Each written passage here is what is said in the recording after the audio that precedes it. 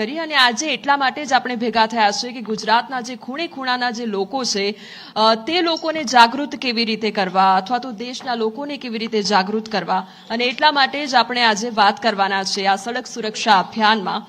આ કાર્યક્રમને આગળ વધારીશું અને હવે હું સ્ટેજ પર આમંત્રિત કરીશ ન્યૂઝ 18ના એડિટર મિસ્ટર રાજીવ પાઠકને। તેઓને ઉદ્બોધન માટે સ્ટેજ પર આમંત્રિત કરીશું।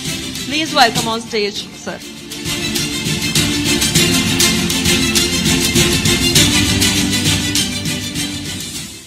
Thank you very much. આજે આપ બધા લોકો મેડમ, શફી સર, ડૉક્ટર સાહેબ અને અમારા બધા ગેસ્ટ આજે સમય કાઢીને વિશેષ રૂપે આવ્યા છે કેમ કે સમસ્યા એવી છે કે દેશમાં આ કોઈ બીમારી આપણને નથી લાગતી। આપણે બધા બીમારીઓ વિશે તો જાગૃત હોઈએ છીએ કે આપણે એનાથી બચીએ, પણ આ રોજબરોજની સૌથી વધુ લોકોને અસર કરતી આ ઘટના છે ટ્રાફિક।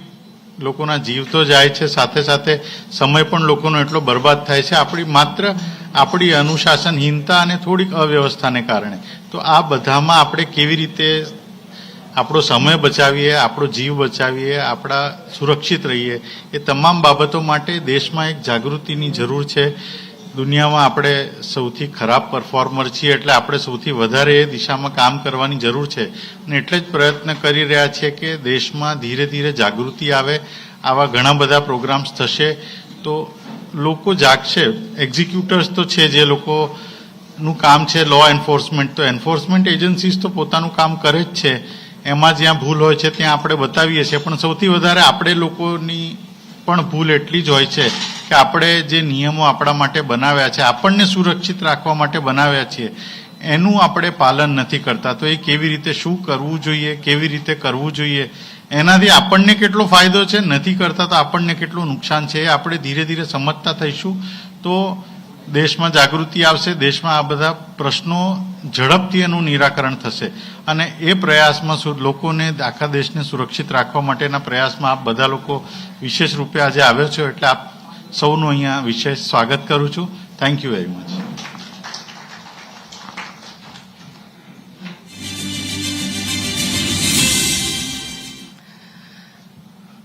આભાર સર। જે પણ લોકોની વાત થઈ રહી છે અને લોકોની જાગૃતિ માટે વાત થઈ રહી છે એટલે સવાલો એ લોકોના મનમાં ઘણા બધા હોય છે કે આખરે કાયદો શું કહે છે, એનું પાલન કેવી રીતે કરવું અને એટલા માટે જ આજે એ ચર્ચા કરવી ખૂબ જ જરૂરી છે। એટલા માટે હવે હું કાર્યક્રમને આગળ વધારીશ અને સ્ટેજ પર આમંત્રિત કરીશ આજના અતિથિ વિશેષ એવા Safin Hasan, DCP of traffic east, Nita Desai, DCP of traffic west, doctor Dimple Parekh, MS orthopaedic surgeon. આ તમામ મહાનુભાવોનું સ્ટેજ પર સ્વાગત છે। હવે ચર્ચા કરવા માટે હું મારા સહયોગી દીપા શર્માને સ્ટેજ પર આમંત્રિત કરીશ। Please welcome on stage Deepa Sharma.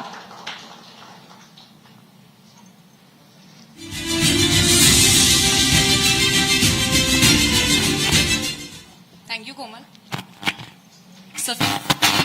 Nita પારેખજી, માફ કરશો, નીતા દેસાઈજી અને ડોક્ટર ડિમ્પલ પારેખજી, આપનું સ્વાગત છે આ કાર્યક્રમમાં, આપે હાજરી આપી તે બદલ।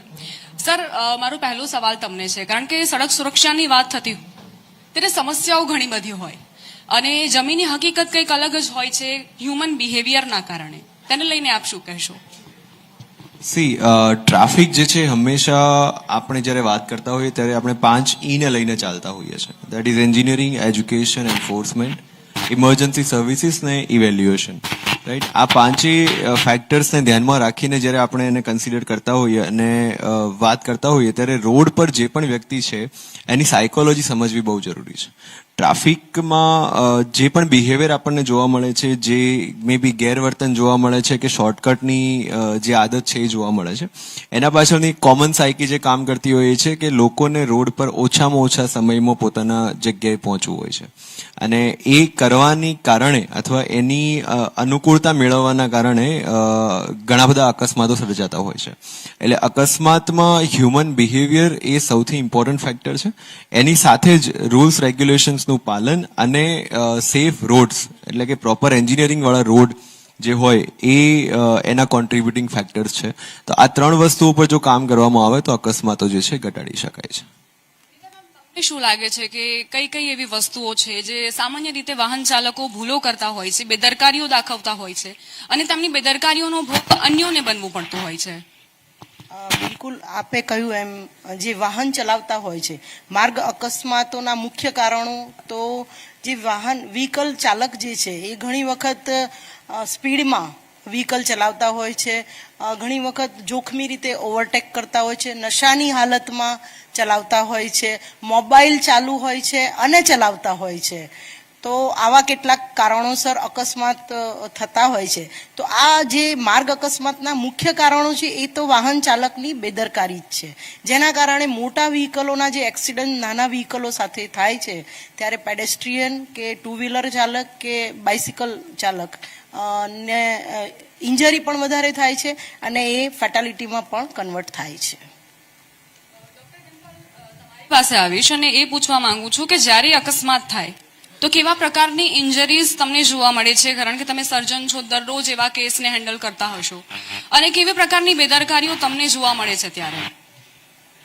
બેદરકારીમાં જેમ સફીર સરે કીધું ને મેડમે કીધું એમાં મેજર બેદરકારી એ રોંગ સાઈડ ડ્રાઇવિંગ છે, અમારે જે અકસ્માત આવતા હોય છે એની અંદર. સેકન્ડ ઇસ્યુ સ્પીડને કારણે થતો હોય છે, કારણ કે દરેકને ઝડપથી પહોંચવું હોય છે.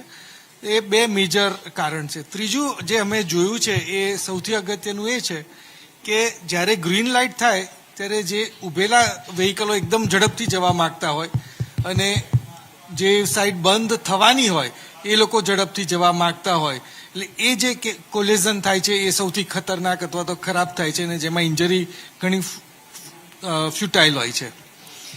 ઇન્જરીમાં મેક્સિમમ જ્યારે ઓપોઝિટ સાઈડ એકબીજાને એટલે રોંગ સાઈડ ચલાવીને આવતા હોય છે ત્યારે ઇન્જરી રિલેટિવલી નાની હોય છે, પણ એ ચોક્કસપણે ખરાબ ઇન્જરી હોય છે. પણ જ્યારે આ ગ્રીન લાઇટ થાય ને ત્યારે જે વ્હીકલ ફાસ્ટ ચલાવવામાં આવે ત્યારે ઇન્જરી ઘણી વધારે ખરાબ હોય છે ને એમાં ફ્રેક્ચર થવાના અથવા તો ઇવન હેડ ઇન્જરી થવાના ચાન્સીસ પણ ઘણા વધારે રહેતા હોય છે. સફીન સર, હવે આવું કે સીટ બેલ્ટને લઈને બધા લોકોને ખ્યાલ હશે, હેલ્મેટને લઈને બધા લોકો જાણે છે. તમે જ્યારે દરરોજ જોતા હો તો એ બેદરકારીઓ હવે સામાન્ય બની ગઈ છે અને હવે યુવાનોમાં તો એવો પણ ક્રેઝ છે, સોશિયલ મીડિયામાં કૂલ બનવાના ચક્કરમાં તેઓ હેલ્મેટ પણ નથી પહેરતા, સીટ બેલ્ટ વગર તેઓ ગાડી હંકારીને વિડીયો બનાવતા હોય છે. તેમને આપ શું કહેશો? એવા તમામ લોકો જે લોકો હેલ્મેટ પહેરવાના અલગ અલગ બહાના શોધે છે કે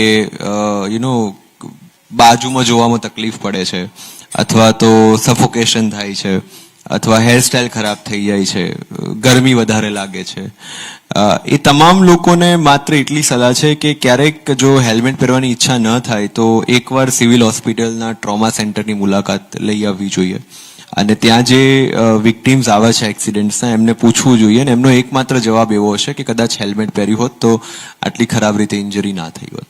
જે એક્સિડન્ટ્સ અમે ડે ટુ ડે લાઈફમાં રોડ્સ પર જોઈએ છે એમાં જે ટુ વ્હીલર્સના એક્સિડન્ટ છે અને જેમાં ડેથ થઈ છે એમાંથી 90% કેસીસ એવા હોય છે કે જેમાં જો અગર ટુ વ્હીલર રાઇડરે હેલ્મેટ પહેર્યું હોત તો એનો જીવ જે છે એ ના ગયો હોત. આ બાબતે અમદાવાદ ટ્રાફિક પોલીસે 2024માં ખૂબ સખત રીતે કાર્યવાહી કરી છે અને મોર દેન 6 lakhs ચલાન્સ જે છે એ માત્ર હેલ્મેટ વાયોલેશનના જનરેટ કર્યા છે અને એના કારણે ઘણું એવું કમ્પ્લાયન્સ પણ અત્યારે આપને રોડ પર જોવા મળશે. ટુ ધ પોઈન્ટ કે જે લોકો હજુ નથી પહેરી રહ્યા એમને આ અમદાવાદ ટ્રાફિક પોલીસ તરફથી સૂચના છે, વિનંતી છે કે આપ હેલ્મેટ પહેરો. લાસ્ટ ટાઈમ ઓલમોસ્ટ 7,000 જેટલા ડ્રાઈવર્સના લાયસન્સ સસ્પેન્ડ કરવા માટે પણ આરટીઓને અમદાવાદ ટ્રાફિક પોલીસે સૂચના કરી છે. જે લોકો 3 થી વધુ વખત હેલ્મેટના વાયોલેશન્સમાં પકડાયા છે એ તમામના ડ્રાઇવિંગ લાયસન્સ જે છે સસ્પેન્ડ કરવામાં આવશે અને જરૂર પડશે તો એ લાયસન્સને પરમનન્ટલી રદ કરવાની પણ કાર્યવાહી ટ્રાફિક પોલીસ કરશે. લોકોની જીવની સલામતી એ ટ્રાફિક પોલીસની પણ જવાબદારી છે અને એના ભાગરૂપે આ કાર્યવાહી થઈ છે. આ જ વસ્તુ સીટ બેલ્ટ અને બીજા તમામ જે સેફટી રૂલ્સ છે એને લાગુ પડે છે. નીતા મેમ, તમને દરરોજ એવા પણ કેસ મળતા હશે કે જ્યારે નિર્દોષોનો ભોગ લેવાયો હોય, જે લોકો તમામ નિયમો ફોલો કરે છે તેમ છતાં પણ તેમનો અકસ્માતના કારણે જીવ જતો હોય છે. આવા કેસ તમને કેટલા જોવા મળે છે દરરોજની વાત કરીએ? આમ તો આપ જે કહો છો એમાં જે વ્હીકલનો ખરેખર ખોટી રીતે અથવા તો બેજવાબદાર રીતે જેણે ચલાવ્યું છે તો જે ભોગ બનનાર છે સામે તો એ નિર્દોષ જ હોય છે હંમેશા. તો બેજવાબદાર રીતે જે રીતે વ્હીકલો ચલાવવામાં આવે છે તો એમાં ઘણી વખત વ્હીકલ ચાલકનો પણ વાંક હોય છે, ઘણી વખત રોડ એન્જિનિયરિંગનો પણ ક્યાંક ના ક્યાંક ખામી જોવા મળે છે. અમદાવાદ શહેરની જો વાત કરીએ તો 2023ના અનુસંધાને 2024માં અમે ટ્રાફિક વિભાગે, અમદાવાદ શહેરના ટ્રાફિક વિભાગે રોડ એન્જિનિયરિંગના ઘણા બધા સુધારા કરાવડાવ્યા અને વાહન ચાલકોને અવેરનેસ માટે પણ અમે ઘણા બધા પ્રયત્નો કર્યા અને એન્ફોર્સમેન્ટ પણ, કે ઓવર સ્પીડમાં વ્હીકલ ચાલતા હોય તો એના પણ અમે ઘણા બધા ઈ ચલાન જનરેટ કર્યા. એના માટે અમે ઘણી બધી આપના માધ્યમથી કે અન્ય માધ્યમથી પણ અમે સોશિયલ મીડિયા પર જાહેરાતો કરી. એટલે અવેરનેસ, રોડ એન્જિનિયરિંગ અને એન્ફોર્સમેન્ટ, કે હેલ્મેટના કે સીટ બેલ્ટના પણ અમે ઘણા બધા કેસ કર્યા. સફીન સરે કહ્યું એમ કે 2024માં અમે 2023 કે આગલા વર્ષો કરતાં ઘણા બધા વધારે કેસ કરીને લોકોને કમસે કમ હેલ્મેટ કે સીટ બેલ્ટ પહેરતા કર્યા અને જેના પરિણામે જે માર્ગ અકસ્માતમાં નિર્દોષ લોકોના મોત થતા હતા કે જે હેલ્મેટ નહોતા પહેરતા અને સામેના મોટા વ્હીકલો એમને ઇન્જર્ડ કરતા હતા, તો એ બધી જ બાબતોમાં અમે સુધારો લાવી શકીએ છીએ. 2023ના અનુસંધાને 25%, આ બહુ મોટો ફેર છે, 25% અકસ્માતોમાં ઘટાડો લાવી શક્યા છીએ અને 25% ફેટલ એક્સિડન્ટમાં પણ અમે ઘટાડો લાવી શક્યા છીએ. તો અમદાવાદ સિટીની જ આ વાત કરું છું તો એમાં 121 જણના 2023માં જે મૃત્યુનો આંક હતો અકસ્માતમાં, એ જ જોતા 2024માં મૃત્યુનો આંકમાં અમે ફેટાલિટી એમાં અમે 121 જણને બચાવી શક્યા છીએ, એમ કહીએ તો ખોટું નહીં. ખરેખર આ બિરદાવવા લાયક બાબત છે, તાળીઓ તો બનવી જ પડે. ડોક્ટર ડિમ્પલ, હવે તમારી પાસે આવીશ, કારણ કે મેં એવું સાંભળ્યું છે કે જ્યારે કોઈનો અકસ્માત થાય ત્યારે ગોલ્ડન અવર હોય છે, 1 કલાકનો સમય. એ દરમિયાન કોઈને સારવાર મળી જાય, કારણ કે ગંભીર અકસ્માત હોય, બની શકે કે વ્યક્તિ વિકલાંગતાને પણ ફેસ કરે, ત્યારે તમે કેવી રીતે એ કેસને ટેકલ કરો છો? એટલે આ એક બહુ અગત્યનો તમે શબ્દ વાપર્યો, ગોલ્ડન અવર. જ્યારે અકસ્માત થાય ને ઇન્જરી થાય ત્યારે ઇનિશિયલ ટ્રીટમેન્ટ એ બહુ અગત્યની વસ્તુ છે. એટલે એઝ એ રાહદારી, આજે અકસ્માત હું કોઈ બાજુમાં છે જે નોન મેડિકલ પર્સન છે એને 2-3 વસ્તુ ખાસ ધ્યાન રાખવી જોઈએ. એક તો વ્યક્તિને પહેલા શ્વાસ ચાલે છે કે નહીં, એટલે જો વ્યક્તિ અવાજ કરતો હોય અથવા તો કંઈક હેલ્પની માંગણી કરતો હોય તો દેટ મીન્સ કે એનો શ્વાસ સરખી રીતે ચાલે છે. પહેલું કામ એમને એમના કપડાં, હેલ્મેટ પહેર્યું તો હેલ્મેટ ઢીલી કરી દઈએ, કપડામાં કોઈક નેક ઉપર કંઈક એમને કન્સ્ટ્રિક્ટ કરતો હોય તો એ દૂર કરીએ, આપણું એમનો બેલ્ટ હોય પેન્ટનો તો એ ઢીલો કરી દઈએ અને પછી એમને તરત પડખા પર સુડાવી દેતા હોય છે. પડખા પર સુડાવવાને કારણ એક જ હોય છે કે જ્યારે ચત્તા સૂતા હોય ત્યારે જીભ પાછળ પડી જાય અને એને કારણે શ્વાસ રોકાઈ જતો હોય છે. બીજું, કદાચ વોમિટ કે એવું કંઈક થાય તો પણ બહાર નીકળી જાય, એનો બીજો મોટો એડવાન્ટેજ છે. ત્રીજું, એમને થોડુંક કપડાં કે એમ ઢાંકી તો રાખીએ જ, કારણ કે નહીંતર એમને ઘણી વખત ઠંડીને એવું લાગતું હોય છે, અને એમની જોડે થોડીક વાત કરી અને એમને કોન્શિયસ રહેવાનો પ્રયત્ન કરીએ, એમને કાઉન્સિલિંગ કરીએ અને મીન વાઇલ એમના રિલેટિવ અથવા તો 108ને આપણે કોલ કરી અને ઇમિડિયેટલી બોલાવવાનું કરવું જોઈએ. હવે આ જ વસ્તુ રોડ અકસ્માતમાં એ 2 વ્હીલર માટે થયું, પણ જ્યારે કાર અકસ્માત થયો જેમાં 2-3 પેસેન્જર્સ છે તો એમાં ખાસ અગત્યની વસ્તુ એવું છે કે જ્યારે કોઈ અનકોન્શિયસ અંદર હોય તો એને મહેરબાની કરીને તરત કાઢવાનો પ્રયત્ન ન કરીએ, કારણ કે એમાં હેડ ઇન્જરી અથવા તો સર્વાઇકલ નેક એટલે ગળાના ભાગમાં મણકામાં ઇન્જરી થઈ હોય એવું બની શકે, અને જ્યારે એમને કાઢવા જઈએ છીએ એઝ એન લેમેન ત્યારે એમાં નુકસાન વધારે થતું હોય છે. એટલે એ ધ્યાન રાખી અને જ્યારે 108 આવે અથવા તો પોલીસ મદદ આવે ને એ લોકો હેલ્પ કરે એ વધારે જરૂરી છે. કોન્શિયસ વ્યક્તિઓ તો એને જરા કાઢી શકતા હોય છે, કારણ કે તરત જ કહે કે ભાઈ મને અહીંયા તરત દુખ્યું કે આ તકલીફ થઈ અને અટકી જવાના છે. એટલે આવા મલ્ટિપલ સિચ્યુએશનમાં ડિફરન્ટ રીતે ટેકલ કરવું પડતું હોય છે, પણ એનું અગત્યનું એરવે એમનો ચાલુ રહેવો જોઈએ. બીજું, એનું ક્યાંક બ્લીડિંગ થતું હોય તો તરત એના પર કપડું બાંધી દઈએ કે જેથી બ્લીડિંગ એને અટકાવી દઈએ, આ ધ્યાન જરૂરી છે. તો ડોક્ટર ડિમ્પલ, એક મિનિટ, હું ઇન્ટરપ્ટ કરું છું સરની વાતમાં, કે સરકારે પણ આના માટે ગુડ સેમરિટનની એક યોજના બનાવી છે કે ગોલ્ડન અવરમાં, એટલે કે પહેલા કલાકમાં, અકસ્માતના પહેલા કલાકમાં કોઈ પણ રાહદારી જો હોસ્પિટલે પહોંચાડે ઇન્જર્ડ વ્યક્તિને અને એનો જીવ બચાવે તો એને પ્રોત્સાહન રૂપે ઇનામ અને સર્ટિફિકેટ બંને મળે છે. 5,000 રૂપિયાનું ઇનામ સરકારે જાહેર કરેલું છે. તો વધુમાં વધુ લોકો ગુડ સેમેરિટન બની અને માર્ગ અકસ્માતમાં ઇન્જર્ડ બનતા લોકોને બચાવે એવી મારી આપના માધ્યમ દ્વારા લોકોને અપીલ છે. મેમ આજ મારો સવાલ હતો કે ઘણા લોકોને અંદરથી જેવું થતું હોય કે હું જઈશ ને ફસાઈ જઈશ ફસાઈ જઈશ, કાયદાના એવા ઘણા હોય કારણે, એટલે એવી ગેરસમજ પણ ઘણી વખત સોશિયલ મીડિયાના થ્રુ પણ એવા ગેરસમજ પેદા કરે એવા મેસેજીસ વાયરલ થતા હોય છે. તો તમે યુવાનોમાંથી એ કેવી રીતે માનસિકતા દૂર કરશો? આ થોડી જે વિસ્તૃત વાત. ગુડ સેમેરિટન વાળી વાત છે, એ સિવાય બી હું આપને કહું કે 108માં ફોન કરનાર વ્યક્તિના નંબર અને ઓળખ પણ છુપાવવામાં આવે છે. આપણે એને કોઈ કાયદાની કોઈ આંટીઘૂંટીમાં લેતા નથી. અને લોકોને પણ મારી અપીલ છે કે પોલીસ અકસ્માત થાય છે ત્યારે જેણે ફોન કર્યો છે પહેલા કલાકમાં જો પહોંચાડે તો સરે કહ્યું એમ આપણે બચાવી શકીએ છીએ. અને સરકારે પણ એના માટે પ્રયત્ન ગુડ સેમેરિટનનો કર્યો છે. તો એવા વ્યક્તિને અમે અકસ્માતના ગુનામાં કે ક્યાંય કોઈ રીતે હેરાનગતિ કરતા નથી અને એમને કાયદાનું આ રક્ષણ મળેલું જ છે. જી. ડોક્ટર ડિમ્પલ, કોઈ પણ વ્યક્તિ અકસ્માતનો ભોગ બને ત્યારે કોઈ અન્ય વ્યક્તિ લઈને આવે છે તો ડોક્ટરની પ્રાથમિકતા શું હોય છે?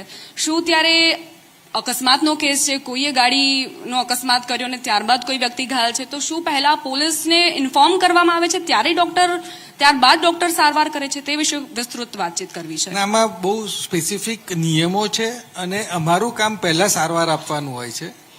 એને ઇમિડિયેટલી જે પ્રાથમિક સારવારની જરૂર હોય, જે કંઈ જરૂરી હોય, જેને કહીએ કે આપણે પાઇન્ટ ચાલુ કરવાનો હોય, ઓક્સિજનની જરૂરત હોય કે જે જરૂરી હોય એ ટ્રીટમેન્ટ પહેલાં ચાલુ કરી અને પછી જ પોલીસને કે એમના રિલેટિવને જાણ કરવાની હોય છે. એટલે એ બહુ સ્પેસિફિક છે બાબતમાં કે અમારે કોઈ, અને એના માટે સરકારના નિયમ હોય છે કે અમારે કદાચ દર્દી કોઈ કારણસર એના માટે પૈસા પણ ન ભરી શકે તો અમે એને એન્ફોર્સ નથી કરી શકતા કે ભાઈ તમારું બિલ આટલું થયું ને તમારે હવે આટલા પૈસા આપવા જ પડશે. એ લોકોને પહેલા કલાક 2 કલાક સારવાર કરી અને પછી તમે ગવર્મેન્ટ હોસ્પિટલમાં એમને શિફ્ટ કરી શકો છો.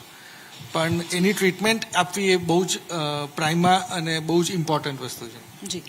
સફીન સર, તમને હવે એક પ્રશ્ન છે કે દેશમાં દર વર્ષે 1.72 લાખથી વધુ લોકો મોતને ભેટે છે માત્ર ને માત્ર અકસ્માતોના કારણે. હવે આ જે સંખ્યા છે તે વધી રહી છે, તો તેની પાછળ જવાબદાર કારણો કયા છે અને હ્યુમન બિહેવિયરને કેન્દ્રમાં રાખીને આ જવાબ મને જાણવો છે. જસ્ટ ટુ એડ, પહેલા ડોક્ટર સાહેબે જે વાત કરી એમાં ગવર્મેન્ટ ઓફ ગુજરાતનું હવે નોટિફિકેશન છે કે કોઈ પણ હોસ્પિટલ જે છે એક્સિડન્ટના વિક્ટીમને પૈસાના કારણે ટ્રીટમેન્ટ આપવાની ના નહીં પાડી શકે. અને ઇનિશિયલી 1.5 લાખ રૂપિયાનો ખર્ચો જે છે એ ગુજરાત સરકારે પ્રોવાઈડ કર્યો છે. કોઈ પણ હોસ્પિટલ જે એક્સિડન્ટ વિક્ટીમને ટ્રીટમેન્ટ આપે છે એને એ રીએમ્બર્સ કરી આપે છે. એટલે ઘણી બધી હોસ્પિટલ્સને પણ આ વસ્તુ ખબર નથી, તો ગવર્મેન્ટનો GR છે અને એ બાબતે પણ તમામનું ધ્યાન દોરવું જરૂરી જણાય છે. Coming back to number of accidents, જે ઓલ ઓવર ઇન્ડિયાની અંદર વિથ એવરી યર આપણે ફેટાલિટીઝ અને નંબર ઓફ રોડ ક્રેશિસ જે છે એ વધે છે. ફોર્ચ્યુનેટલી અમદાવાદ સિટીમાં 2024માં બ્રેક લાગી છે. 25% જેટલા ફેટલ્સ જે છે એ 23 કરતાં 24માં ઘટ્યા છે. જવાબદાર ફેક્ટર્સની જ્યારે આપણે વાત કરતા હોઈએ ત્યારે ઓફકોર્સ જે વ્હીકલ ઓનર્સ છે, જે ડ્રાઈવર્સ છે, એમના જે કોમન મિસ્ટેક્સ આપણે જે ગણાવી એ છે. એની સાથે એક બહુ જ ઇમ્પોર્ટન્ટ વિષય જે હું મૂકવા માંગુ છું ને જે દર વખતે ઓવરલુક થઈ જાય છે એ છે એન્જિનિયરિંગ. આપણે દર વખતે જ્યારે પણ રોડ સેફટીની વાત કરતા હોઈએ ત્યારે ટ્રાફિક પોલીસ શું કાર્યવાહી કરી છે અને રોડ યુઝર્સ શું કરી રહ્યા છે એ બે જ મુદ્દાઓ પર સીમિત થઈ જઈએ છે. But we don't talk about safety on rods. અને જે રોડ્સની ડિઝાઇન કરવામાં આવે છે, જે એન્જિનિયર્સ એને પ્લાન કરે છે, જે અનઓથોરાઇઝ મીડિયમ્સ ઓપન રાખવામાં આવે છે, જે ફોલ્ટી જંકશન્સની ડિઝાઇન્સ કરવામાં આવે છે, એના ઉપર વાત કરવાનું દર વખતે ચૂકી જઈએ છીએ.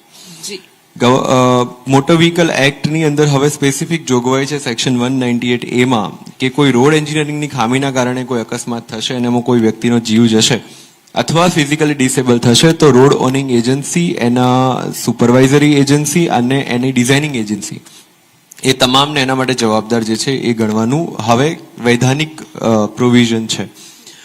અમદાવાદ ટ્રાફિક પોલીસે આજે 25% એક્સિડન્ટ્સ ઘટાડ્યા છે. એની અંદર પણ સૌથી મેઇન કન્ટ્રીબ્યુટિંગ ફેક્ટર કોઈ હોય તો એ એન્જિનિયરિંગ છે. બીકોઝ વી ઓલ્સો ફેલ્ટ કે દર વર્ષે પોલીસ કેસીસ જે છે એ ગયા વર્ષ કરતાં વધુ કરતી હોય છે.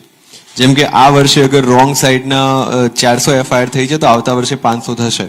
Is a part of our working mechanism. પણ જો દર વર્ષે એન્ફોર્સમેન્ટ વધી રહ્યું છે તો પછી દર વર્ષે અકસ્માત ઘટવા જોઈએ અગર એનું ડાયરેક્ટ કોરિલેશન હોય તો. પણ એવું થઈ નહોતું રહ્યું. વી ચેન્જ ધ અપ્રોચ. અમે એએમસી, ઓડા અને એનએચએઆઈ અને આરએનબી સાથે રહી અને આ તમામ વિગતો પર વાત કરી. ફોર એક્ઝામ્પલ, આપણે એસજી હાઈવેનું ઉદાહરણ લઈ લઈએ તો એસજી હાઈવે પર જેટલી પણ ફેટાલિટીઝ થાય છે એમાંથી 60% ફેટાલિટીઝ પેડેસ્ટ્રીયનની છે, જે લોકો ચાલતા રોડ ક્રોસ કરે છે. પણ ટીલ ડેટ આપણને એસજી હાઈવે પર પેડેસ્ટ્રીયન ક્રોસિંગની ફેસિલિટી નથી મળી.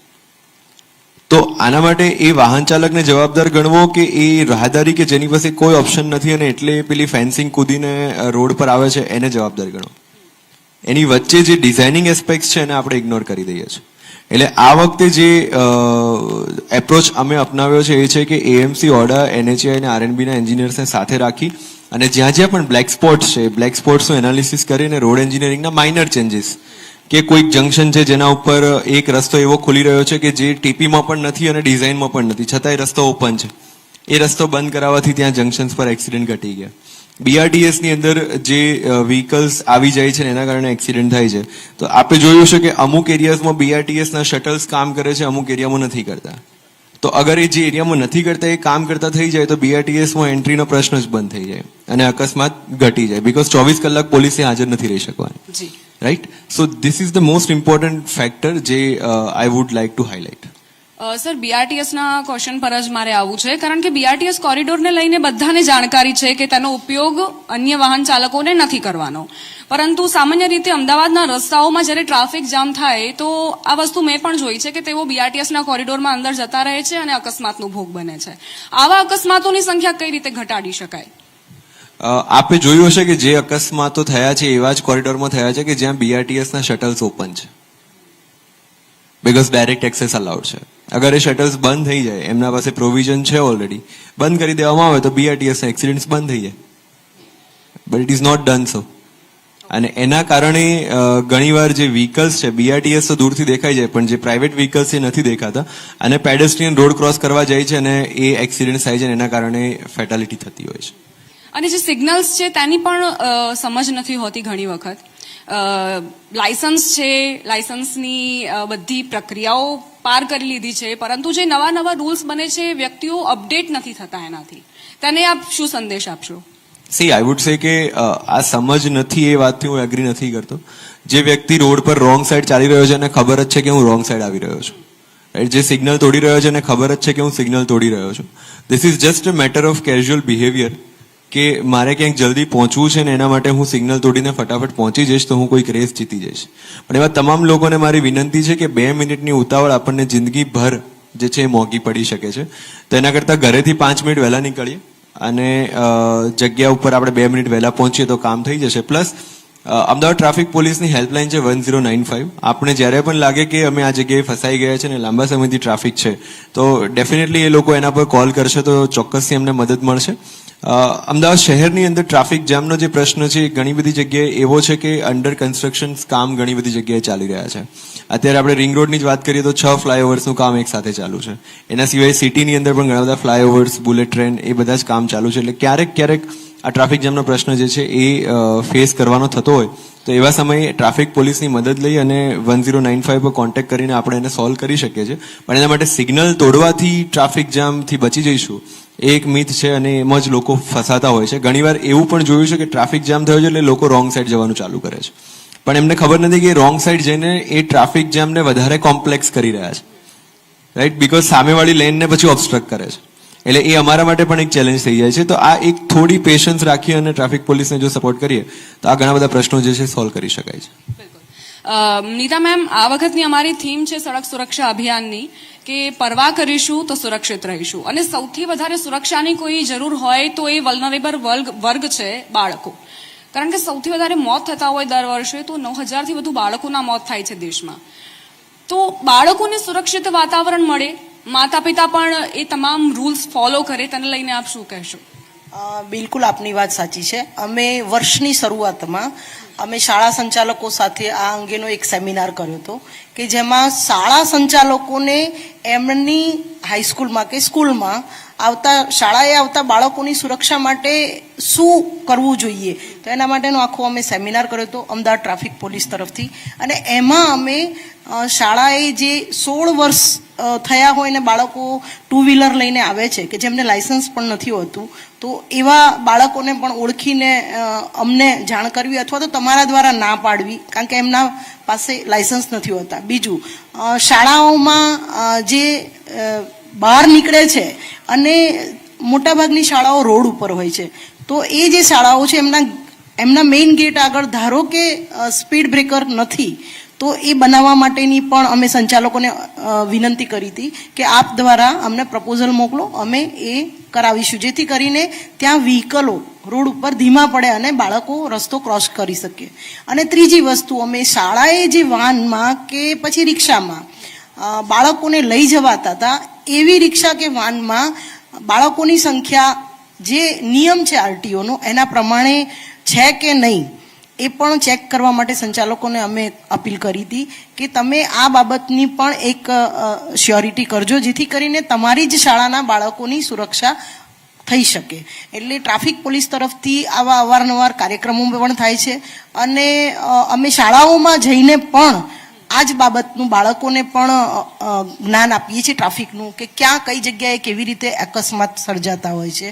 એટલે અવેરનેસ અને શાળાઓ સાથેના આ રીતના કાર્યક્રમ કરીને પણ આપણે બાળકોની સુરક્ષા વધારી શકીએ છીએ. વાલીઓના પણ અમે સેમિનાર કરતા હોઈએ છીએ કે વાલીઓએ પણ પોતાના બાળકોને, પેરેન્ટ્સે પણ પોતાના બાળકોને ટ્રાફિક અંગેની કેવી સમજ આપવી જોઈએ એ પણ અમે અવેરનેસના કાર્યક્રમો એમાં પણ કરતા હોઈએ છીએ. અને આ રીતે અમે બાળકોની સુરક્ષા માટે કામ કરતા હોઈએ છીએ. જી સર. સ્કૂલ સેફટી અને બાળકોની સેફટીની આપણે વાત કરતા હોઈએ ત્યારે એ એક્સિડન્ટ્સને આપણે ઇગ્નોર ના કરી શકીએ જે નોર્મલ ટાઈમમાં રોડ્સ પર થઈ રહ્યા છે. જેમ કે 2-3 એક્ઝામ્પલ્સ હું એવા આપીશ કે બાળક ફાધરની પાછળ બેસીને જાય છે, બમ્પ આવે છે અને બાળક નીચે પડી જાય છે અને પાછળની ગાડીની અંદર એનું ડેથ થાય છે. એ સિવાય એક એક્સિડન્ટ એવો હતો કે જેની અંદર એ 2 વર્ષના બાળકને આંટો મરાવવા માટે નીકળે છે હાથમાં બાઇક પર બેસાડીને, અને જે બાઇક છે જે સ્લીપ ખાઈ જાય છે અને એ બાળકની ત્યાં ડેથ થઈ જાય છે. જે ડ્રાઈવર છે એ જીવે છે પણ બાળક એક્સપાયર્ડ થઈ ગયું, રાઈટ. એ જ રીતે હમણાં રિસેન્ટલી એક અનુપમ બ્રિજ પાસે એક એક્સિડન્ટ થયો હતો જેની અંદર એક નાના એની બાળકીને લઈને જઈ રહ્યા છે, બાજુમાં ટ્રક છે. ઓફકોર્સ ટ્રક ચાલકનો વાંક છે, પણ એમનો વાંક એ છે કે એ રોંગ સાઈડ લેવા માટે ગયા અને ટ્રકની નીચે આવી ગયા એના બ્લેન્ક સ્પોટમાં. એટલે જે ડ્રાઈવર્સ બાળકોને લઈને જઈ રહ્યા છે એમના માટે બહુ ઇમ્પોર્ટન્ટ વિષય છે કે આપણે આપણી સેફટી, આપણે તો હેલ્મેટ પહેરીએ છીએ પણ બાળકને હેલ્મેટ પહેરાવવાનો કન્સેપ્ટ જ હજુ સુધી નથી આવ્યો. તો we should ensure that. At the same time જે સ્કૂલ્સની આપણે વાત કરીએ છીએ એમાં પણ આપણે મલ્ટી એજન્સી અપ્રોચ જે છે એને ઇમ્પ્લિમેન્ટ કરવો પડશે. બાળકને 1 માર્ક ઓછો આવે તો અડધો કલાક સુધી લેક્ચર આપી શકે છે ટીચર, અને એ 1 માર્ક યુનિટ ટેસ્ટનો હોય છે જે એને કરિયરમાં ક્યાંય કામ નથી આવવાનો. પણ એ જ બાળક સ્કૂટી ઉપર મમ્મીની પાછળ ઊંધું બેસીને આવે છે ત્યારે કહેવાની જવાબદારીથી આપણે હાથ ઉપર કરી દઈએ છીએ કારણ કે એ ગેટની અંદર નથી. એટલે આ એક મોરલ રિસ્પોન્સિબિલિટી દરેક સ્કૂલ્સ, ટીચર્સ અને એસોસિએશને પણ લેવી પડશે. સર, મેં તો એક સ્કૂલમાં એવું પણ જોયું છે કે બાળકો બહાર પાર્ક કરે છે, પોતાનું વ્હીકલ લઈને આવે તો સ્કૂલની અંદર અલાઉડ નથી. એટલે બહાર પાર્ક કરીને તમે જઈ શકો. પિકઅપ અને ડ્રોપ પણ એટલું જ અનસેફ છે બીકોઝ એ બાળક ગેટની બહાર છે તો એ અમારી જવાબદારીમાં નથી. એટલે આ એક વિચારધારા અને આ એક અપ્રોચ પણ આપણે બદલવો પડશે કે બાળક ઘરેથી નીકળે ત્યાંથી લઈને ઘરે પાછું પહોંચે ત્યાં સુધીની જવાબદારી, નૈતિક જવાબદારી એ પણ સ્કૂલ અને સ્કૂલ સંચાલકોએ લેવી પડશે. અને જ્યારે બાળક જીદ કરે, જુવેનાઇલ ડ્રાઇવિંગની વાત કરીએ કે ઘણી વખત એવું બનતું હોય છે કે બાળક બીજા લોકોને જોઈને જીદ કરે કે મારે પણ વ્હીકલ ચલાવવું છે, તો માતા પિતા આપી દે છે ચાવી ઇઝીલી, એટલે એમને ઇઝીલી એક્સેસ છે. તો પછી એમને એવો પણ અંદાજ નથી કે આ વ્હીકલ મળ્યા પછી કોઈ દુર્ઘટના બને તો તેમાં શું થશે. આમાં એક કાયદાકીય પ્રોવિઝન જે છે I would like to mention કે જુવેનાઇલ ડ્રાઇવિંગના કારણે કોઈ પણ અકસ્માત સર્જાય છે, એ પછી માઇનર હોય, સિરિયસ હોય કે ફેટલ હોય, તો એમાં જે વાહનનો ઉપયોગ થયો છે એ વાહનના માલિક વિરુદ્ધમાં એમવી એક્ટની અંદર જોગવાઈ છે કે એ માલિકમાં 3 વર્ષની કેદની સજા અને 25,000 રૂપિયા સુધીના દંડની જોગવાઈ હવે કરવામાં આવી છે. અને અમદાવાદ ટ્રાફિક પોલીસે ઘણા બધા કેસીસ પણ એમાં રજીસ્ટર કર્યા છે. અને સાથે સાથે એ જે જુવેનાઇલ ડ્રાઈવર છે એ 18 વર્ષ નહીં પરંતુ 25 વર્ષ સુધી લાયસન્સ મળવાને પાત્ર નથી રહેતો. એટલે આ એક કાયદાકીય જોગવાઈ છે જે હું બધાને ધ્યાને મૂકવા માંગુ છું.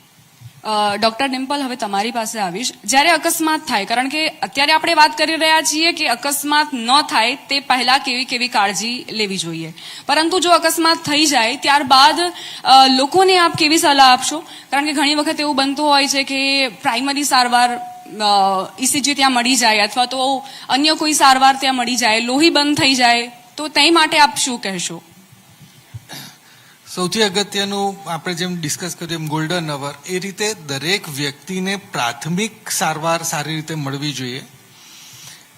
બે વસ્તુ અગત્યની, એક એરવે, એમનું શ્વાસોશ્વાસ ચાલુ રહેવું જોઈએ, અને બીજું ક્યાંક બ્લીડિંગ થતું હોય તો બ્લીડિંગ અટકાવવું. આ બે વસ્તુ સૌથી અગત્યની છે કે જેને કારણે આપણે દર્દીને બચાવી શકીએ છીએ.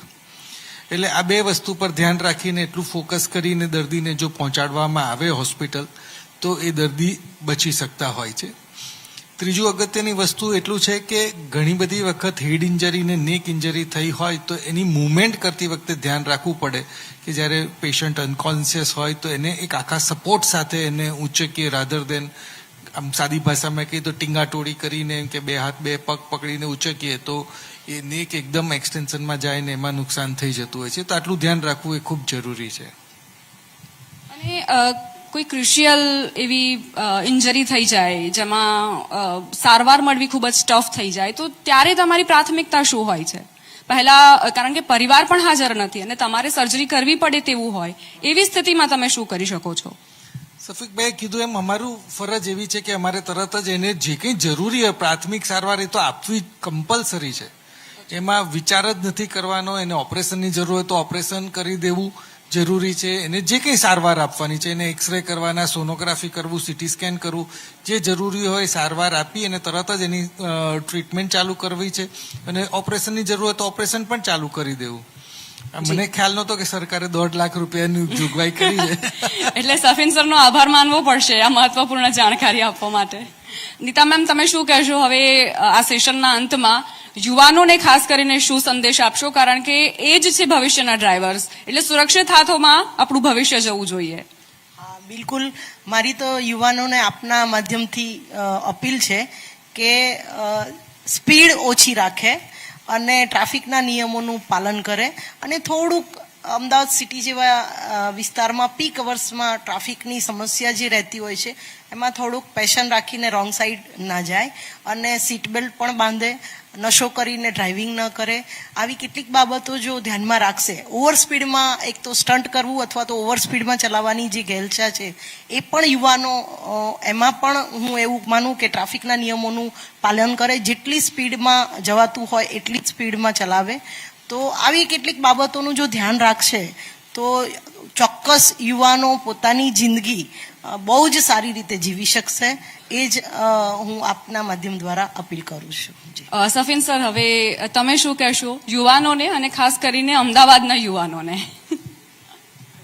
ખાસ તો જે એક્સિડન્ટનો ડેટા જોઈએ છે એ પ્રમાણે કહેવાની જરૂર વધારે બાળકો અને સિનિયર સિટીઝન્સને છે.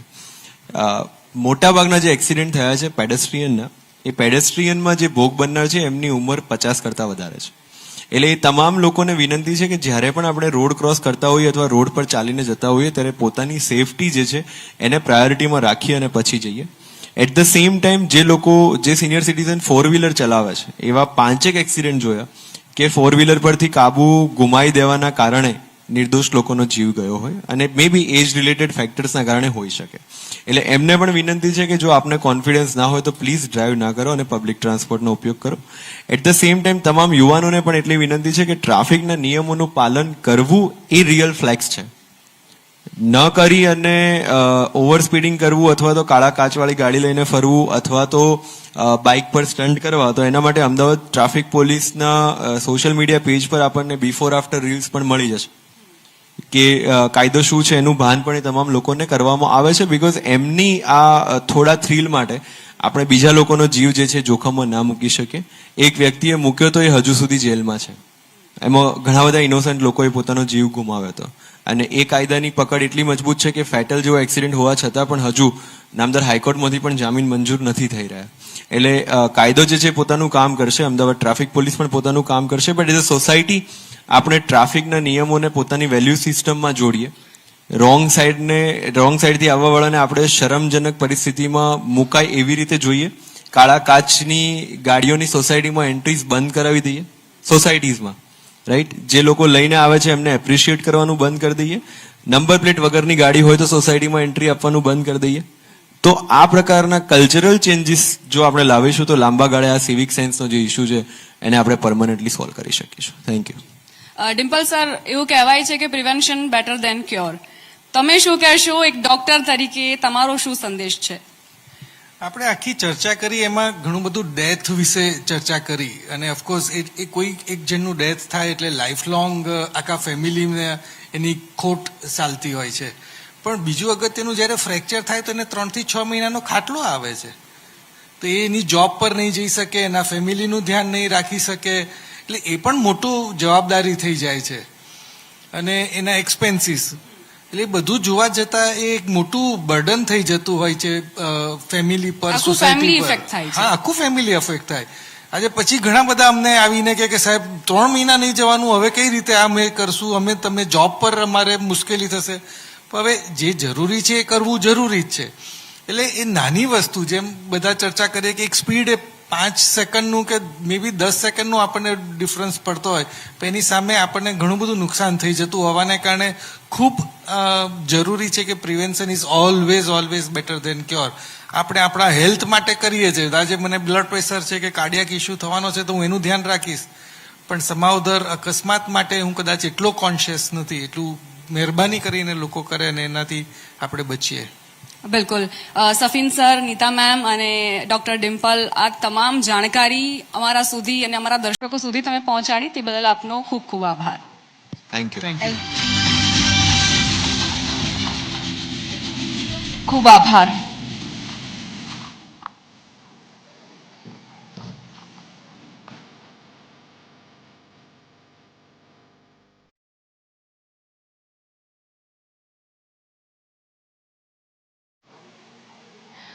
હવે આપણે ચર્ચા કરવી છે કે બાળકોને આખરે કેવી રીતે જાગૃત કરવા, તેમની આસપાસ કયા પ્રકારનું એવું એટમોસ્ફિયર ક્રિએટ કરવું અને એ લોકોને કેવી રીતે સમજાવવા. એના માટે હવે હું સ્ટેજ પર આમંત્રિત કરીશ Jashubhai Barevadiya, chairman of U turn foundation, Priyank Trivedi, engineer of road safety, Rohanbhai Shah from Young India. આપનું ખૂબ ખૂબ સ્વાગત છે. તાળીઓ સાથે તમને સ્ટેજ પર વધાવીશું.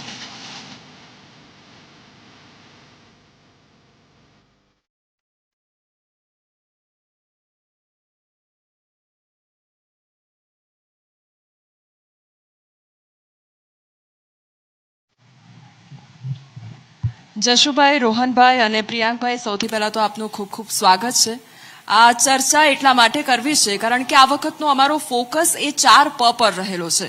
એ છે એક તો પરવા, એટલે કે લોકોની ચિંતા કરવી, પ્રયાસ એટલે કે એક એફર્ટ કરવો, પહેલ એટલે કે એક ઇનિશિયેટિવ લેવું, અને પરિવર્તન એટલે કે એક બદલાવ લાવવો.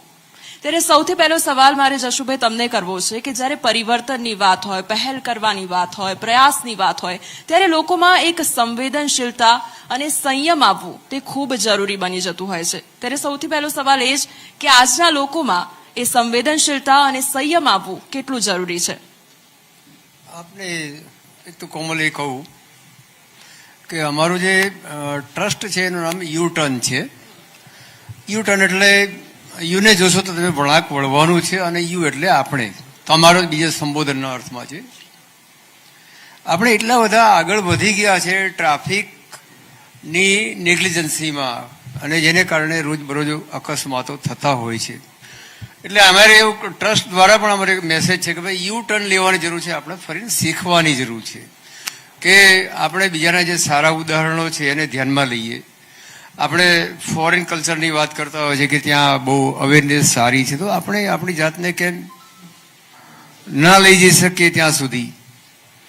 એટલે યુટર્ન અમારું જે કામ કરે છે એક આ જ અવેરનેસ લાવવા માટેનું છે કે આપણે કમ્પેરેટિવ વર્લ્ડની અંદર સૌથી જો હાઈએસ્ટ એક્સિડન્ટ થતા હોય તો આપણે ઇન્ડિયામાં થાય છે, અને ખરેખર આપણા માટે એક શરમજનક બાબત છે.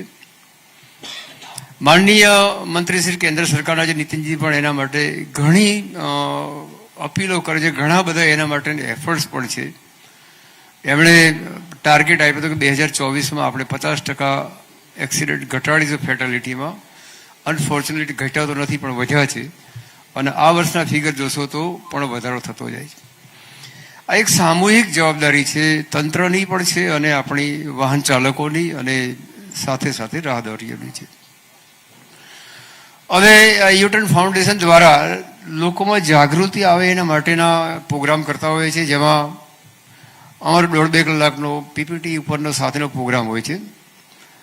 એમાં અવેરનેસ માટેની તમારી ક્યાં ભૂલો થતી હોય છે અથવા તમારે શું કરવું જોઈએ, સાથે સાથે તમને જે સુરક્ષા માટેના જે અધિકારો મળેલા હોય છે અથવા તો તમારે જે કાયદેકીય રીતે તમને જે લાભ મળતો હોય એની પણ જાણકારી આપતા હોઈએ છીએ, અને આ પીપીટીથી થતું હોય છે.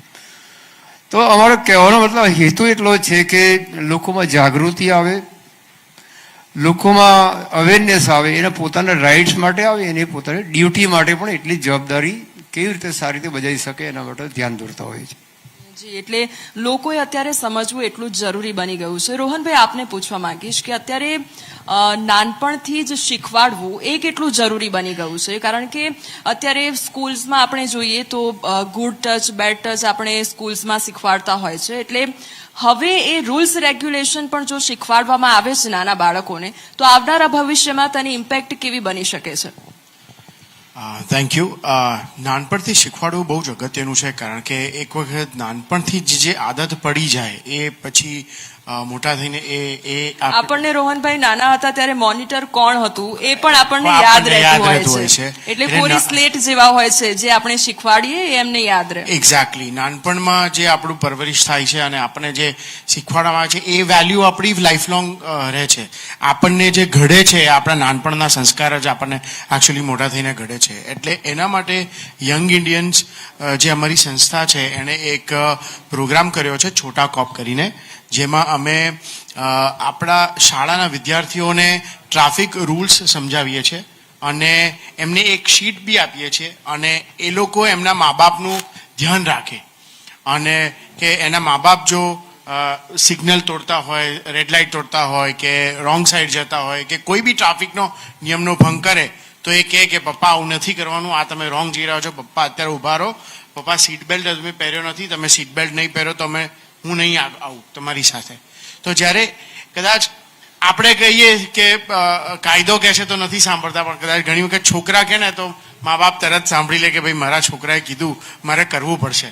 અને એના માટે અને એ જેટલા ઇન્સિડન્ટ થાય એટલા છોકરાઓ આપણા નોંધ કરે છે અને પાછા શાળામાં સબમિટ કરે છે at the end of the term, અને આપણે એમને સર્ટિફિકેટ અને એક બેજ અને બધું આપીએ છીએ. અને એ પ્રોગ્રામ છે આપણો છોટા કોપ, અને લાસ્ટ 3 વર્ષથી આપણે આ પ્રોગ્રામ કરી રહ્યા છીએ, અને અત્યાર સુધી આપણે અપ્રોક્સિમેટલી 20,000 છોકરાઓને આની ટ્રેનિંગ આપી ચૂકેલા છે. એટલે રોહનભાઈ, આ ખૂબ જ સારું ઇનિશિયેટિવ છે, અને નાના બાળકોને ક્યારે પણ કોઈ વસ્તુ મળતી હોય ને, સર્ટિફિકેટ મળતું હોય, બેજ મળતું હોય, એટલે એ લોકોને બહુ આનંદ આવતો હોય એ વસ્તુ કરવામાં. એટલે ખૂબ સારો ઇનિશિયેટિવ છે. પ્રિયંકભાઈ, આપને પૂછવા માંગીશ કે અત્યારે લોકોને જાગૃત કરવાની વાત ચાલી રહી છે, ત્યારે ઘણા બધા એવા બેરિયર્સ લોકોને નડતા હોય છે. એમાં સૌથી મોટું છે એ છે લેંગ્વેજ બેરિયર, કે રસ્તા પર આપણે જ્યારે પણ જોતા હોઈએ છીએ ત્યારે સાઇનબોર્ડ્સ લગાડવામાં આવતા હોય છે, પરંતુ એ લોકોને સમજણ નથી પડતી કે આમાં આખરે કહેવા શું માંગે છે. તો એ કેવી રીતે લોકોને સમજાવવું અને એમાં કેવી રીતે આપણે કોઈ ચેન્જ લાવી શકીએ છીએ? So exactly your question is very relevant. So actually આપણે જો જોવા જઈએ તો કોઈ પણ પ્રોડક્ટ ડિઝાઇન થાય તો લેટ્સ સે કે પ્રોડક્ટ ડિઝાઇન છે એ ક્યારે કેવી રીતે થાય કે યુઝર છે, યુઝર સેન્ટરમાં રહેશે એન્ડ ધેન પ્રોડક્ટ ડિઝાઇન થશે. તેનું લાઈવ એક્ઝામ્પલ આપણે જોઈએ તો તમારી બંને બાજુ નીચે જોશો તો તમારે રોડ સાઇન્સ છે. તો એનીવન કોઈ છે અહીંયાથી કે જે રોડ સાઇન્સનો મતલબ સમજાવે બંને બાજુ પર? કોઈને ખ્યાલ છે આમાંથી? કોઈને ખ્યાલ છે કે લેફ્ટ હેન્ડ સાઈડ પર પણ તમારી લેફ્ટ મતલબ મારી રાઈટ અને તમારી પણ રાઈટ, એટલે હોલમાંથી એનીવન? રોડ સાઇન્સ જે છે મેડમ, એનું જે મિનિંગ છે આ બધી રોડ સાઇન્સ તમે નીચે જોશો તો what is the meaning of this road signs? Sorry sir.